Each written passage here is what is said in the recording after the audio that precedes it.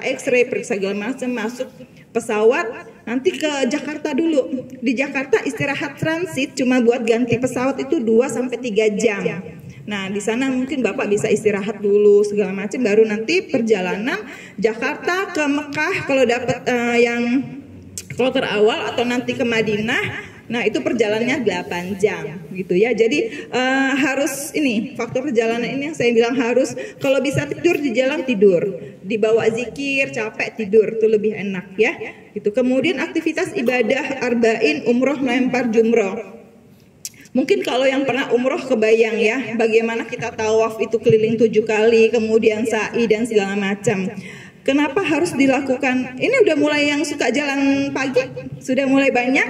Nah iya, perjalanan kita untuk melakukan ibadah umroh ini, ataupun nanti waktu melempar jumroh itu, 1 kali perjalanan itu minimal sekali 6 kilo.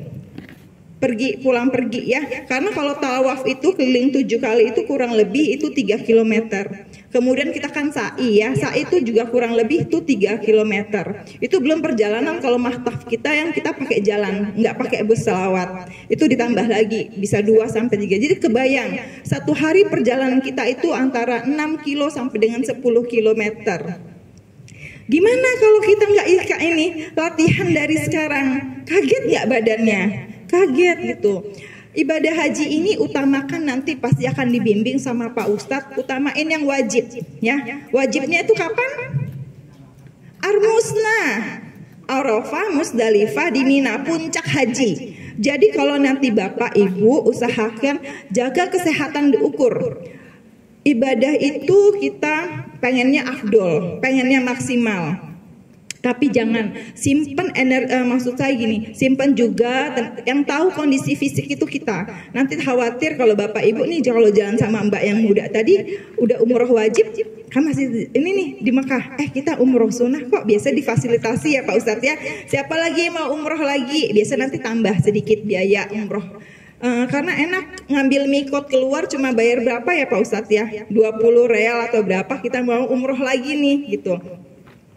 Tapi kalau misalnya kondisinya nggak fit ya Pak, usahain ngambil dulu yang wajib-wajibnya sampai persiapan puncak haji di Arafah, Musdalifah sama Minahnya. Cuaca panas. Di sana itu karena rata-rata di atas 40 derajat. Sedangkan di sini kita rata-rata tidur pakai AC atau kipas angin enggak? AC. Pakai AC loh, Pak Ustadz aja gagah pakai AC. Suhunya AC 20 derajat. Nah, kenapa saya bilang di sana itu panas? Usahakan nanti aklimatasi. Jadi persiapan tubuh waktu jalan kaki. Habis sholat subuh ya, biasanya atau pagi kan kita suka jalan kurang lebih sekitar rumah itu minimal 30 menit Pak. Kalau 30 menit itu rata-rata kita cuma dapatnya 3 kilo ya. Nanti kalau misal ada yang punya jam yang ada kilometernya itu lebih enak, tapi kalau enggak pun enggak apa-apa. Tapi rata-rata kalau cuma 30 menit itu dapatnya 3 kilometer. Nah kemudian naikkan jam jalannya. Misal ataupun biasanya sekarang hari ini 30 menit, besok atau lusa tambah istirahat, besok istirahat, lusa tambah lagi ya, tipsnya itu besok tambah lagi, jadi 45 menit jalan kaki, nggak usah lari, jalan kaki ya. Kalau lari kecapean nanti malah drop, jalan kaki aja sambil sambil nanti pelan-pelan. Biasanya di jam 6 pagi terus ganti jamnya, mulai rasain sinar matahari pagi jam 8 kalau takut kaget ya. Ganti lusa nanti ganti lagi jamnya jam 9 sampai dengan jam 10 pagi, di mana cuaca kurang lebih hampir sama dengan di Arab Saudi. Kalau bisa nanti jam 11 ya, jam 11 siang boleh 15 menit aja pakai topi, jangan nggak pakai topi nanti gosong mukanya, karena di sini memang UVA UVB-nya itu menyengat juga. Jadi pelan-pelan bertahap, tidak boleh paksain diri. Karena apa? Nggak nyampe sebulan lagi Bapak Ibu berangkat. Nanti ingat, Dokter Ayu suruh jalan kaki. Jadi tiap hari jalan, pas nanti masuk asrama haji malah ngedrop. Nggak usah ya. Jadi kalau lagi capek ngenyut, libur dulu. Besok lusa lakuin lagi. Kalau nggak dilakukan sama sekali, Bapak Ibu kaget di sana. Tiba-tiba, walaupun nanti giroh, semangat kita beda ya. Saya sering bawa Bapak Ibu yang lansia Di sini kelihatannya itu kayak lesu lemah, ternyata yang paling gagah. Yang paling gagah itu justru kadang nenek-nenek. Karena apa? Yaitu semangatnya makin dekat umur, makin dekat sama Allah gitu ya katanya ya. Makin semangat justru dianya yang jalan. Gitu. Kemudian ada yang kaget karena takut di situ itu kerumunan seluruh umat dunia. Waduh, saya nggak bisa bahasa Inggris, apalagi bahasa Arab. Jangan khawatir Bapak Ibu, di sana memang ada rata-rata orang Arab Saudi pun sudah bisa bahasa Indonesia ya. Kemudian jemaah Indonesia itu jemaah terbesar di dunia. Jadi insya Allah jangan takut dan kalau jangan khawatir kesasar. Bapak Ibu kalau ini Tuan wajib bawa HP kalau bisa ya, atau kalau HP-nya ngedrop ajak teman yang ngerti cara nelpon kalau nanti kesasar. Biasanya itu kita nanti pakai gelang sama pakai tanda pengenal ya di sini. Itu nggak boleh tinggal, tidak boleh tinggal sama sekali. Kemudian gimana nih kalau besok nanti terpisah dari rombongan? Bapak Ibu diam di tempat, telepon teman serombongan dulu. Sama nanti kan ada petugas haji, ada ketua kloter, ada ketua regu, itu simpen nomornya. Jadi kalau nanti kenapa bukan nelpon keluarga yang di Lampung, mereka juga nggak ngerti. Saya dok, nak saya ini dok, saya kesasar lagi di mana? Di depan toko ini. Ya, anaknya juga bingung ya. Di depan ini yang ada pohon kurma, loh, dia nggak kebayang juga. Bapak Ibu cukup foto lagi di mana, biasanya share sama temen di grup, di regu atau yang lainnya. Nanti tuh pasti ada yang menyisir. Nggak usah Bapak Ibu gengsi. Nanti keliling-keliling dulu, nyari-nyari lagi udah capek di jalan. Nanti ya cukup kalau udah bingung terpaksa berhenti di tempat, cari foto misalnya toilet ini atau pintu gerbang masjid atau apa yang terdekat, infokan di grup atau teman ya. Gitu. Slide berikutnya. Maaf, ada pena nggak? Kanan kiri ya? Kanan Pak Ustaz. Nah ini yang saya tadi tuh cerita tahapan pembinaan kita sebelum berangkat, kemudian saat ibadah di ini dan sampai dengan tanah air. Ini ada sedikit kabar kebijakan pemerintah Arab Saudi dan Indonesia mengenai jumlah petugas ya. Jumlah petugas kesehatan khususnya ada pembatasan. Jadi tahun lalu mungkin kalau yang pernah dengar keluarga tahun-tahun sebelumnya itu satu kloter itu 3 petugas, 1 dokter, 2 perawat. Tapi rezekinya tahun ini satu kloter cuma 1 petugas ya. Artinya apa? Artinya sangat usahakan Bapak Ibu jemaah itu mempersiapkan kondisi kesehatan dan membawa bekal. Bawa bekalnya apa aja? Obat-obatan. Nah, di sini ada yang misalnya sakit kronik, misalnya obat darah tinggi, atau sakit diabetes, atau sakit yang paling sering kalau udah kita uzur rematik, sakit sendi, pegel segala macam, bawa semua obat, asam urat. Nah, jadi bawa obat. Persiapannya gimana Pak? Nanti Bapak Ibu di puskes konsulkan terakhir lagi nanti sekalian ini coba tanyakan minta resep kalau memang jatahnya bisa ngambil obat puskesmas 40 hari sebulan. Kalau nanti puskes bilang Bapak Ibu cuma bisa untuk seminggu, tambah sendiri ya Pak, untuk persiapan selama kurang lebih 40 hari. Jadi dihitung kalau obat darah tingginya 1 hari 2 kali, misalnya kaptopril atau amlodipin, minimal 80 tablet atau 8 lempeng. Sama obat diabetes juga. Tambahan lagi adalah obat flu. Kenapa tetap, enggak, saya jarang batuk pilek, tapi itu namanya jaga-jaga Pak. Enggak apa-apa, kan kita ikhtiar. Bawa aja obat flu-nya biasa apa, misalnya merek apapun, Alpara, Alpamol, Paracetamol, obat batuk dalam bentuk sirup misalnya, tapi yang kecil di bawah 100 ml, atau obat tabletnya, lebih gampang sih obat tablet ya, itu dibawa. Selain obat batuk pilek juga vitamin. Kenapa? Karena kan saya tadi bilang stamina dan fisik kita memang benar-benar Kalau untuk ibadah haji ini agak lebih ya. Jadi persiapan obat vitaminnya merek apa aja. Yang biasa pakai madu silakan tambahkan, tapi ingat juga ukurannya. Atau nanti udah nggak apa-apa beli di sana di Arab Saudi juga ada. Kalau misalnya untuk madu ya. Kurma satu lagi. Kurma ini secara medis, secara internasional memang sudah teruji. Kandungan elektrolit, mineralnya itu sangat banyak. Saya anjurkan nanti memang kita sudah ada gerakan makan kurma. Nanti di slide berikutnya juga ada. Kenapa hal ini penting? Jadi kalaupun saya dulu biasa Bu makan kurma sama kismis tuh selalu ada di tas. Kadang kita ini mau sholat ya, nanti di Masjidil Haram ataupun nanti di Madinah, itu ngelanjut dari zuhur, asar, maghrib. Kalau nanti mau malah asar, maghrib, isya, itu harus bawa apa? Bawa bekal. Bawa bekalnya apa? Satu bisa roti, kurma, kismis, minimal itu. Kalau nanti di Masjidil Haram dan lain-lain biasanya air zam-zam ada, tapi usahakan bawa botol minum biar bisa diisi ulang ya. Jadi kita juga di sana ada persiapan. Ya, slide berikutnya. Nah, tips menjaga kesehatan masa tunggu ini yang saya bilang benar-benar harus dijaga. Masa tunggu kita tinggal nggak nyampe 1 bulan. Cek kembali kesehatannya. Kalau ada dokter konsul bisa dikonsulkan kembali, ataupun nanti yang belum vaksin meningitis kalian di puskesmas konsul itu boleh banget. Bagi wanita usia subur nih masih istilahnya masih haid, itu juga persiapkan jika ingin menunda haidnya. Terutama tanya nanti untuk keberangkatan, karena sebenarnya kalau takut nanti di sana haid pun di sela-sela waktu yang tidak wajib ya boleh haid kayak biasa ya. Tapi kalau duduk biar afdol, saya benar-benar mau menunda 40 hari, konsultasikan ke dokter spesialis kandungan atau dokter puskesmas. Nanti akan diberikan obat untuk menunda haid, itu biasanya mereknya macam-macam ya, ada yang Primolut atau ada KB hormonal lainnya. Itu ada yang dosisnya 2 kali sehari atau 3 kali sehari.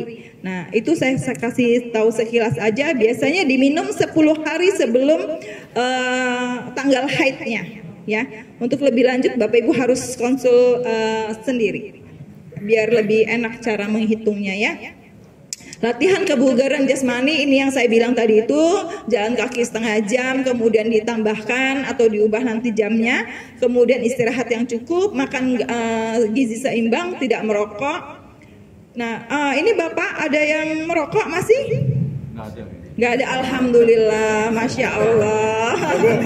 Ya, ini kenapa saya bilang nggak merokok? Merokok ini salah satu pencetus kita sakit paru di sana. Selain sakit batuk ya Pak ya, karena banyak bapak yang di sana itu tetap, di sana kan cuacanya beda ya, lebih kering, kelembapannya juga tetap ngerokok. Kenapa? Akhirnya di sana terserang tuh kayak PPOK ataupun penyakit yang lain, ataupun jadi sesak nafas karena kan aktivitasnya banyak, tetap merokok juga. Karena kekurangan petugas kesehatan yang lainnya, khawatir sekarang itu kita ini tidak ada rumah sakit haji Indonesia lagi Pak. Kenapa Bu? Kebijakan Arab Saudi dan kebijakan Indonesia, mungkin efisiensi dan lain-lainnya. Dulu ada istilahnya KKHI. Ya, KKHI itu rumah sakitnya Indonesia yang ada di Mekah, kemudian dia ada di Madinah, kemudian ada petugas namanya itu PPIH bandara, itu juga tidak ada lagi. Sama sekali tidak ada petugas kesehatan Indonesia di bandara. Jadi kemudian tidak ada petugas lagi di Madinah. Jadi kalau Bapak Ibu nanti sepertinya kalaupun sakit tidak tertanganin di dokter kloter yang cuma 1 orang akan mendampingi 300 jemaah, itu akan langsung dirujuk ke rumah sakit Arab Saudi. Jadi maksud saya memang benar-benar kita harus jaga kesehatan, karena kalau sudah di rumah sakit Arab Saudi itu kebijakan mereka full, kita nggak bisa intervensi, kita nggak bisa minta baru 2 hari dirawat pulang, nggak bisa. Jadi kalau mereka bilang rawatnya sampai tuntas atau justru nggak dirawat, kami nggak mau ngerawat ini masih bisa ditolak gitu ya dokter dan Mbak Una gitu. Jadi kaitan dengan merokok apa? Dia sebagai faktor pemicu. Alhamdulillah jemaah di sini nggak merokok semua. Amin, saya senang sekali dengarnya. Karena waktu itu saya pernah bawa nih, tahun 2022 kemarin itu ada yang kebakaran Pak. Jadi di maktab kami ada yang bapak-bapaknya ngerokok, kemudian ngebuang ke samping toilet itu kan ada jendela, dibuanglah Pak Ustadz. Kemudian nggak lama kebakaran. Itu askar segala macam, petugas Arab Saudi marah sekali sama jemaah Indonesia dan jemaah di Haji sendiri. Setiap kamar digedor-gedor sama mereka. Marahnya pakai bahasa Arab Saudi, saya nggak paham ya dia ngomong apa. Jadi dia bilang itu kebakaran. Jadi sebagian di bawah itu ada yang keluar. Jadi itu maksud saya jangan nyolong-nyolong juga, khawatir kejadian keulang ya. Oke. Tips yang lainnya minum obat teratur sama berpikiran positif dan hindari stres. Nah ini penting banget. Semua penyakit itu kadang dimulai dari pikiran ya. Jadi kalau kita happy, senang, istilah ikhlas ya, kita insya Allah lah Allah sudah memanggil kita Bu sebagai tamu Allah, yakin Allah pasti juga jaga kita, tapi harus dibantu dengan ikhtiar gitu ya. Ikhtiarnya ya jaga kesehatan semuanya. Nah kemudian kalau sudah kita mau berangkat itu insya Allah gitu, gak usah banyak pikiran tentang semua yang kita tinggalkan di sana, karena banyak juga waktu di sana itu baru sampai bandara jemaah saya ada yang suka ini khawatir, aduh gimana ya anak saya di rumah di sana siapa yang jagain, terus nelpon, Pak jangan lupa itu yang punya kandang sapi waktu itu dijagain. Jadi ikhlas pokoknya semuanya kalau kita sudah berangkat ke sana nggak usah banyak pikiran, titipkan aja semuanya, harta itu kan semua titipin semua sama anak sama tetangga, insya Allah Allah akan jaga ya. Jadi jangan fokus saja. Pokoknya kalau sudah kita berangkat masuk embarkasi haji, asrama haji itu nggak usah lagi nanti siang-siang malam-malam suruh anak mau ngejenguk kita. Udah Bapak Ibu bilang kalau sudah saya masuk asrama haji itu nggak usah lagi dilihat-lihat, fokus sama apa yang harus kita kerjain Bapak Ibu. Nanti kan ada bimbingan lagi biasanya sholat jemaah di sana, ada apa aja yang akan diisi materi. Udah fokus saja. Pokoknya sudah masuk asrama haji itu sudah masuk dari runtutan keberangkatan haji ya. Kemudian persiapan ibadah haji. Nah, kalau nanti udah 2 minggu sebelum berangkat, mulai dicicil, nanti pasti ada arahan sama Pak Ustadz, bawa baju berapa, bawa apa aja yang mau disiapin, misalnya kaos kaki, baju ihram untuk bapak-bapak, atau sikat gigi, atau sunblock, apa semuanya pasti akan diinfokan sama yayasan ya. Nanti di checklist, biasanya bawa baju tidur berapa, bawa udah disesuaikan aja dengan arahannya, karena tas koper itu kan juga nanti ditimbang ya Pak ya, gitu. Sama tidak boleh bawa elektronik. Apa? Oh bawa ini buat apa? Yang ngangetin air itu apa Pak Ustadz? Oh iya, heater. Ya heater itu nggak boleh, itu disita semuanya di sini karena bertahun-tahun kita suka kasih edukasi, masih ada yang bawa magicom kecil, masih ada yang bawa elektronik lain, nggak usah. Itu nanti di embarkasi itu tidak boleh. Kalau setrika masih bisa Bu, kalau setrika travel itu masih bisa. Tapi kalau kayak magicom dan lain itu nggak boleh ya Mbak Una ya, disita semuanya di embarkasi asrama haji. Jadi mending nggak usah dibawa. Kalaupun nanti mau di sana mau heater buat teko, Bapak Ibu mau ngopi itu beli di situ aja. Sokongan satu kamar berapa itu lebih praktis ya gitu. Kemudian nanti usahain kalau ada yang mau bawa makanan bukan di tas jinjing. Tas jinjing itu kan masuk asrama haji.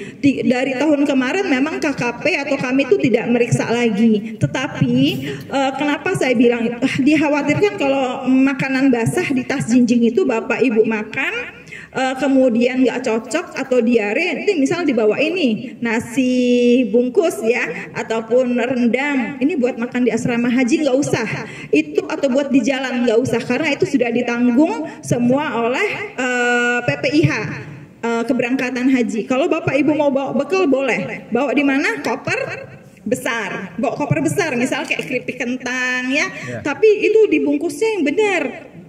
Jangan sampai ngerembes. Kalau mau bawa rendang kemudian ngerembes, itu kan nanti di X-ray kelihatan tuh. Atau bawa minyak gitu ya. Ada yang suka bapak-bapak itu kadang dibawain minyak, dibawain apa itu pecah. Itu akan dipanggil sama orang imigrasi. Itu makan waktu lagi Bapak Ibu. Bapak Ibu sudah istirahat di asrama haji, tiba-tiba kepada jamaah Ibu Aminah misalnya. Ini dipanggil buka kopernya lagi karena ada heater, penghangat air ya, ada magicom atau ada tumpahan minyak, itu tidak boleh. Jadi benar-benar dikemas yang rapi, kemudian diplastikin, boleh dililit sama baju dan lain, supaya dibuat dia tidak tembus ya, tinggal ini. Terus usahain makanan itu kering, bukan basah. Kalaupun rendang yang kering. Dan hati-hati jangan sampai yang bersifat kadaluarsa. Jadi usahakan makan makanan yang itu ada tanggal kadaluarsanya dan nggak bikin mudah basi ya, atau sakit atau terlalu pedas. Gitu. Ini yang masa tunggu kurang lebih sama ya, makan makanan bergizi, minum obat teratur, patuhi. Yuk slide Pak. Nah ini sudah memang sudah masa tunggu kurang lebih 1 bulan lagi kita sudah mau berangkat. Kemudian ini vaksinasi jemaah haji, nanti yang sudah kemarin alhamdulillah sudah polio, sudah influenza, nanti itu ada KKJH. KKJH itu kartu kesehatan jemaah haji. Itu yang Bapak Ibu nanti bawa dikalungin, kemudian masuk asrama haji, itu nanti petugas KKP atau PPIH, panitia kesehatan haji, itu kantor saya. Dulu namanya KKP, sekarang BKK, Badan Kekarantinaan Kesehatan. Kami yang akan menentukan, oh Bapak Ibu yang tadi saya bilang ya, kita boleh berangkat ACC leg terbang langsung dapat uang saku ya, living cost ya, living costnya dapat nanti paspornya dan lain-lain, dan itu diperhatikan jangan sampai hilang ya. Vaksin yang wajib sudah dilakuin, anjurannya influenza sudah cukup kayaknya slide. Oke, masa keberangkatan ini kurang lebih sama ya Pak ya, pengetahuan kesehatannya, akses layanan, sosial budaya, Walimatus Safar tadi sudah saya sampaikan semuanya. Slide. Oke, yang persiapan keberangkatan, pengukuran kebugaran, makan gizi seimbang. Ini ada yang riwayat alergi, ada obat-obatan ataupun makanan, jangan lupa disampaikannya karena kadangan riwayat alergi obat ini nggak tersampaikan juga ke dokter kloter. Dokter kloter ini tidak mengetahui status kesehatan Bapak Ibu, tahunya kapan? Di saat masuk asrama haji. Setelah masuk asrama haji, 380 jemaah ini kami nilai dari pihak PPIH Kesehatan atau dari BKK tadi, kami nilai dan kami tuliskan riwayat Bapak Ibu sakit apa semuanya. Jadi saat nanti di embarkasi haji jangan ada yang ditutupin, karena apa? Banyak jemaah haji yang kadangan nggak disampaikan di puskes karena apa? Takut nanti nggak boleh berangkat ya. Jadi ada yang punya ambeien waktu itu nggak ngomong sampai di asrama sampai di Mekah Madinah perdarahan dia kan kalau sudah ambeien itu kan susah duduk lama ya Pak ya, ada benjolan perdarahan itu agak lambat ditanganinya karena dia masih malu buat ngakuin, akhirnya baru kita rujuk karena sudah perdarahan agak susah ya kan. Kalau hemoroid itu kan harus jaga makan, kemudian banyak air, nggak banyak aktivitas berat, jadi mungkin jadinya kambuh. Jadi apapun sakitnya lebih baik diutarain. Jadi biar nanti dokter kloter pun tahu, dokternya itu tahu berdasarkan catatan kami. Kalau Bapak Ibu tidak ceritakan waktu di puskes, sudah di close kan sekarang sistemnya ya, karena datanya sudah sudah di entry.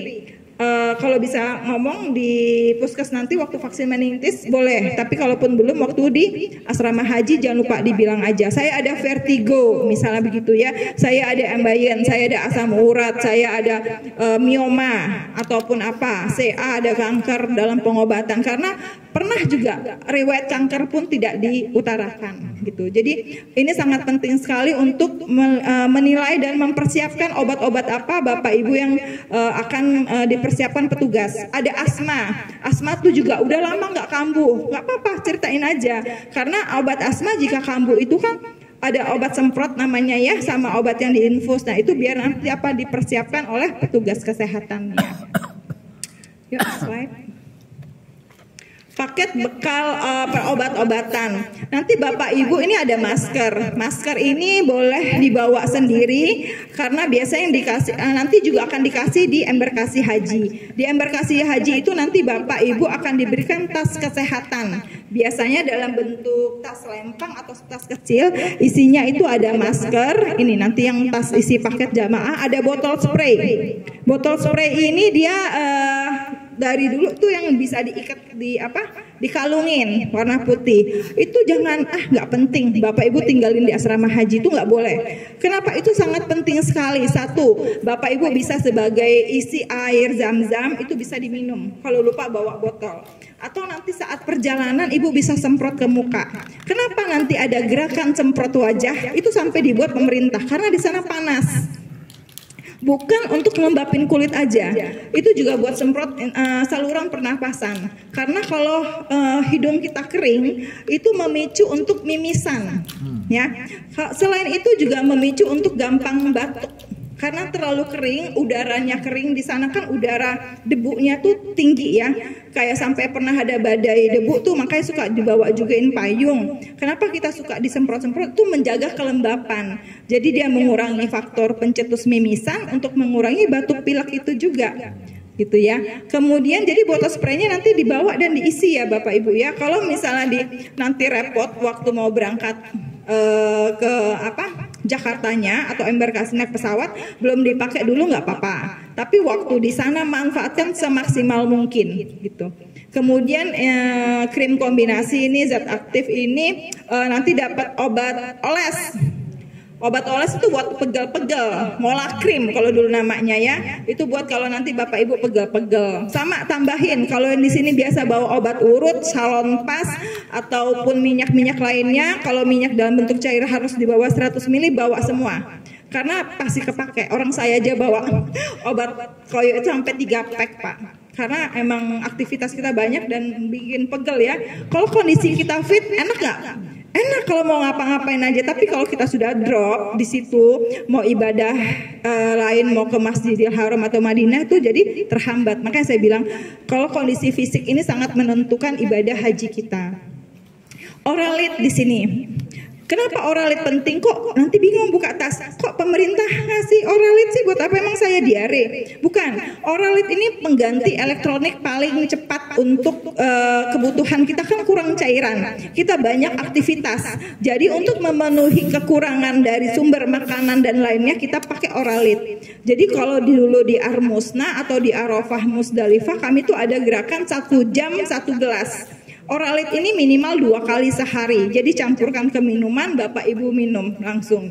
Itu kalau terkenal di sini kan kayak Pocari Sweat ya. Nah, itu kan isinya juga elektrolit. Nah, ini penggantinya kalau mau bawa kan repot. Makanya dikasih nanti oralit sama pemerintah. Rasanya memang gak enak, tapi itu sebenarnya pengganti cairan paling cepat untuk diserap sama tubuh ya. Kalau nanti Pak Ustadz bilang ngajarin jangan lupa minum makan kurma atau buat infus kurma, itu juga bagus. Nanti Bapak Ibu suka pernah baca kayak kita nabis ya, air nabis itu kan air kurma sejumlah ganjil, Ibu diamkan, tapi ingat itu ada masa jamnya, tidak boleh didiamkan lebih dari 7 jam. Ya, kalau lebih dari 7 jam ya kurang bagus, sama suka bikin kelingan pusing ya, udah bergas. Jadi itu juga kalau saya dulu sering banget buat air pengganti elektrolit gitu juga. Malam saya buatin, subuh kan kita jam 4 pagi udah bangun ya, langsung saya minum. Itu buat, makanya orang heran dokter semua udah saya bukan ini tapi buat sebagai siapa tahu bisa diambil hikmahnya. Kenapa yang lain udah flu, dokter belum, masih sehat-sehat aja, padahal ngurusin jemaah yang batuk semuanya. Ya saya harus lebih ekstra menjaga kesehatannya karena selain kurang tidur, kita kan kalau petugas tuh luar biasa ya ngejaganya. Saya maksimal tuh tidur 4 jam sehari. Nah jadi setiap malam saya memang buat air nabis kurma, besoknya saya ngemilnya kurma kismis, kemudian buat air zam-zam. Jadi kalau bisa di situ terapi zam-zam ya Bu, kapan lagi minum zam-zam sebanyak-banyak ya di situ. Jadi memang kalau kita ke Masjidil Haram bawa botol. Usahain jangan minum air dingin ya. Air dingin itu juga memacu batuk pilek gitu. Jadi minumlah air zam-zam di sana, melimpah ruah, gratis. Jadi setiap berangkat pulang saya selalu bawa bekalnya buat diminum. Tapi bukan buat dibawa ke tanah air. Nanti kena. Kalau kena itu Bu, di sana tuh di X-ray. Kalau nanti kita berbalut-balut lagi kena itu satu kloter dibuka semua mereka ya. Jadi udah dapat jatah pemerintah. Kalaupun nanti mau dibawa zam-zam yang kita misal dibawa tawa apa disediain itu, bawa aja yang dikalungin buat bilang diminum perjalanan. Itu pun kalau nggak diambil sama ininya petugas di sana. Sama Garuda. Gimana Pak Ustaz? Ya diambil sama Garuda. Iya diambil, dibongkar. Enak kalau diambil aja, ngerepotin. Udah di bandara, apalagi sekarang tidak ada yang ngebelain kita di bandara. Di bandara itu petugas Indonesia udah nggak ada lagi. Jadi kalau kita kena sanksi ya sudah, nggak ada lagi yang istilah ngebelain ataupun nge-save kita ya dari sana. Nah ini yang KKJH-nya ini juga jangan sampai tertinggal ya. Pokoknya gelang KKJH, kalau paspor kalau nggak salah nanti disimpan ya Pak Ustadz ya selama di sana. Jemaah nggak boleh pegang gitu. Jadi takut ketinggal, biasa disimpan sama mutawifnya ataupun bagian dari yayasannya di kolektif, termasuk visanya. Yuk slide. Oke, ini di embarkasi haji. Ini yang saya bilang, masa tunggu di asrama haji itu kurang dari 24 jam. Jadi usahain faktor resikonya apa? Bisa kelelahan. Itu yang saya bilang kurang istirahat karena pemeriksaan Bapak Ibu masuk di embarkasi haji dari mulai periksa kesehatan, kemudian melalui dari imigrasi dan lain-lain itu kurang lebih 2 sampai 3 jam di ruangan itu. Kemudian baru nanti dikasih kamar-kamar untuk istirahat. Jadi manfaatkan semaksimal mungkin. Nanti pasti disuruh ada waktu sholat ke musola, silakan. Kalau ibu-ibu atau bapak yang udah nggak kuat mau di kamar silakan. Tapi maksimalkan untuk istirahat karena masih ada perjalanan kita yang cukup panjang. Ya, slide. Oke, ini selama di pesawat. Di pesawat tadi yang udah umroh udah cerita nih ya Bu ya, 9 jam. Nah, jadi 9 jam tuh cuma di pesawatnya aja. Tapi di ruang tunggunya itu kurang lebih 2 sampai 3 jam. Jadi sama, Bapak Ibu tiba lagi di Arab Saudi, memang sudah nggak periksa lagi mata dan lain-lainnya ya, karena sudah terekam di imigrasi, tapi tetap harus ada pemeriksaan kurang lebih 2 sampai 3 jam di bandara di Mekah atau Madinah. Kemudian 9 jam perjalanan sampai juga begitu. Nah kalau kita masuk di kloter awal itu biasanya juga langsung umroh ya Pak Ustadz ya. Nah nanti masuk nyampe di maktab, nyampe di hotel istilahnya ya Pak Ustadz ya. Kadang koper besar kita itu belum datang. Jadi biasa nanti dikasih tahu sama yayasan baju ihram itu biasanya ditaruh di tas kecil ya. Jadi persiapan, jadi jangan panik. Aduh, koper besar saya belum nyampe, dah biarin aja. Karena kan kita sudah ngambil mikot, sudah ngambil niat untuk umroh biasanya langsung persiapan. Nah ini yang saya bilang tidak ada lagi masa istirahat. Jadi istirahat usahakan full di pesawat ya 9 jam itu. Dan ingat kakinya jangan gantung. Kalau kakinya gantung nanti tahu-tahu bengkak, nanti nggak nyaman, sakit ininya. Nah saya ingat lagi, usahain alas kaki yang nyaman ya Bapak Ibu, yang nggak harus mahal. Usahain yang nyaman, kalau bisa sepatu atau ada tali di belakangnya. Kenapa sendal jepit itu nggak boleh untuk jalan jauh? Karena kalau nanti kegeleser ataupun keinjak orang lepas, Bapak Ibu nggak pakai alas kaki, akibatnya apa? Melepuh. Kalau kasus kaki melepuh itu banyak yang Mbak Una ya. Mbak Una itu dulu petugas kesehatan yang ada di Rumah Sakit Haji Indonesia. Yang sekarang saya bilang nggak ada. Dulu pun rawatan itu full banget. Semua jenis penyakit ada di Rumah Sakit Indonesia. Karena sekarang saya bilang sudah tidak ada Rumah Sakit Indonesia, jadi hal-hal kecil kayak kaki melepuh itu nggak akan diterima di Rumah Sakit Arab Saudi. Disuruhnya udah urus aja di kamar. Sama siapa? Petugas haji kloter dong. Petugas haji kloter tadi cuma berapa Bu? 1 orang. Jadi jaga diri kita, jaga teman sekamar, jaga satu rombongan minimal itu, dan harus hafal. Ini kalau rombongan kita kecil 20 orang, 30 orang, usahain hafal ya. Jangan cuma mau saya cuma deketnya sama ibu nih berdua nih, sampai sana maunya berdua mulu, jangan. Usahain satu ini satu keluarga, kita satu keluarga besar dari yayasan ini, nanti bawa lagi satu keluarga besar dari kloter ini, bawa lagi keluarga besar dari satu Lampung, bawa lagi kita satu Indonesia. Nanti saling mengingatkan,